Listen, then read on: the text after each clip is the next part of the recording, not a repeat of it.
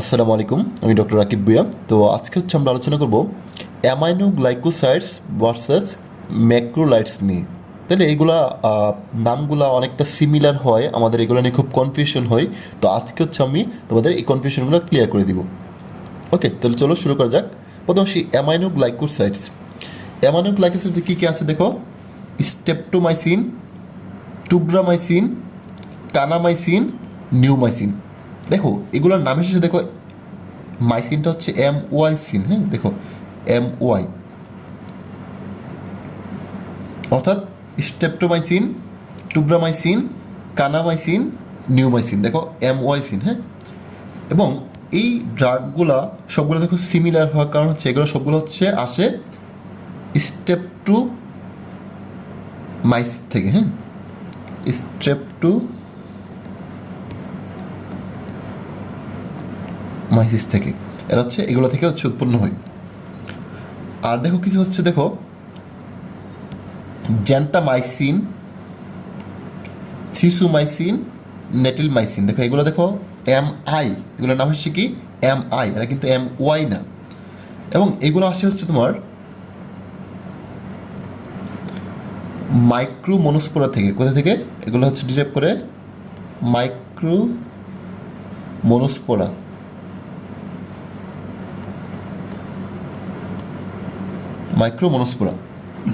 ঠিক আছে, তাহলে দেখো স্টেপটোমাইসিস থেকে যেগুলো তৈরি হয় সেগুলোর নামের শেষে দেখো MY থাকে, আর যেগুলো হচ্ছে মাইক্রোস মনোস্পোরা থেকে সেগুলো হচ্ছে নামের শেষে MI থাকে। তার মানে আমরা আজকে মনে রাখবো অ্যামাইনো গ্লাইকোসাইড হচ্ছে দুই ধরনের। একটা হচ্ছে কিছু হচ্ছে স্টেপটোমাইসিস ডেরিভেটিভ, যেগুলো হচ্ছে MY দিয়ে, যেমন স্টেপটোমাইসিন, টুব্রামাইসিন, কানামাইসিন এবং নিউমাইসিন। ঠিক আছে, আর মাইক্রো মনোস্পোরা থেকে আসে যেগুলো সেগুলো হচ্ছে তিনটা, কি কি? জ্যান্টামাইসিন, সিসুমাইসিন আর হচ্ছে নেটিলমাইসিন। ওকে, তারপর ম্যাক্রোলাইটসগুলো কি? ম্যাক্রোলাইটসগুলো আমাদের খুবই পরিচিত। ম্যাক্রোলাইটসগুলোতে কী কী আছে? ম্যাক্রোলাইটসগুলোতে হচ্ছে আছে আমাদের ইরিথ্রোমাইসিন, ক্লেরিথ্রোমাইসিন, এজিথ্রোমাইসিন এবং রোগজিথ্রোমাইসিন। দেখো এগুলো কিন্তু সবগুলোই খুবই কমনলি ইউজ ড্রাগ। ইরিথ্রোমাইসিন,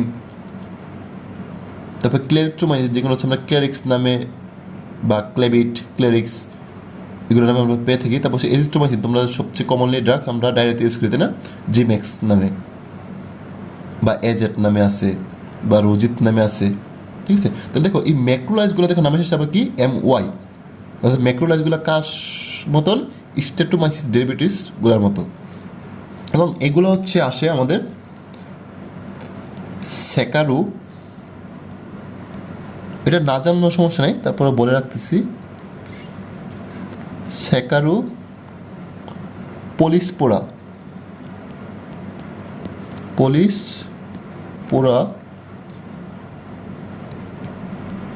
ইরাই 3।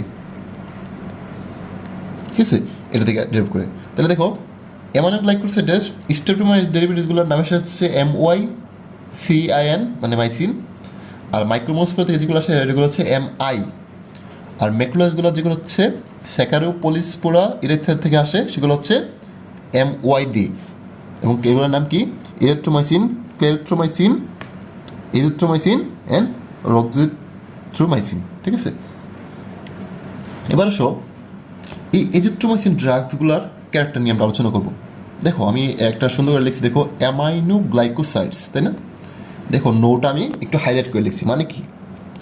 মানে হচ্ছে এই ড্রাগগুলো হচ্ছে নো প্রোটিন সিনথেসিস। মানে হচ্ছে এরা হচ্ছে প্রোটিন সিনথেসিসকে ইনহিবিট করে। এরা কী করে? প্রোটিন সিনথেসিসকে ইনহিবিট করে, অর্থাৎ ব্যাকটেরিয়াল প্রোটিন সিনথেসিসকে ইনহিবিট করে। তারা কী করে?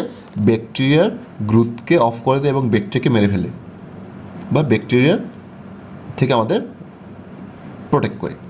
তবে দেখো এই নোম দিয়ে হচ্ছে আমরা বোঝাচ্ছি নেগেটিভ অর্গানিজম। এই এন থেকে আমরা বোঝাচ্ছি নেগেটিভ অর্গানিজম, অর্থাৎ এখানে হচ্ছে কি gram negative bacteria, negative organism. এনতে হচ্ছে নেগেটিভ, ওতে হচ্ছে অর্গানিজম, তাই না? তারপর দেখো নো মানে হচ্ছে নট ইউজ ইন প্রেগনেন্সি। এরা কী করা যাবে না?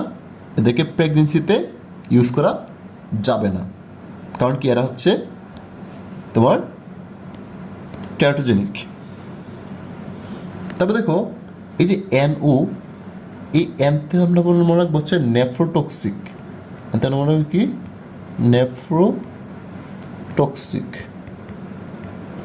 আর ওতে হচ্ছে অটোটক্সিক। তাহলে এরা কী করে? এই ড্রাগগুলো হচ্ছে নেফ্রোটক্সিসিটি করে এবং অটোটক্সিসিটি করে। এবং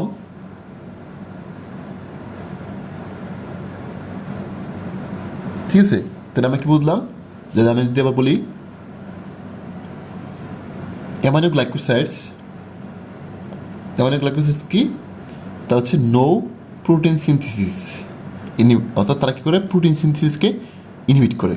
তাহলে তাদের এক মেকানিজম অ্যাকশন কি? এই ড্রাগগুলো হচ্ছে প্রোটিন সিনথেসিসকে ইনহিবিট করে। এরা হচ্ছে NO, মানে এনতে হচ্ছে নেগেটিভ, ওতে হচ্ছে অর্গানিজম। তাহলে এরা হচ্ছে নেগেটিভ, গ্রাম নেগেটিভ ব্যাকটেরিয়া।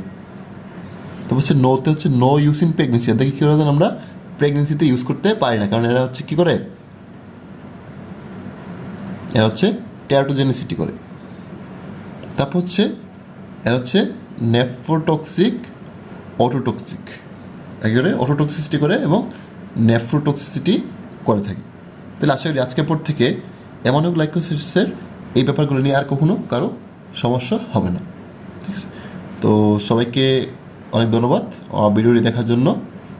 আসসালামু আলাইকুম।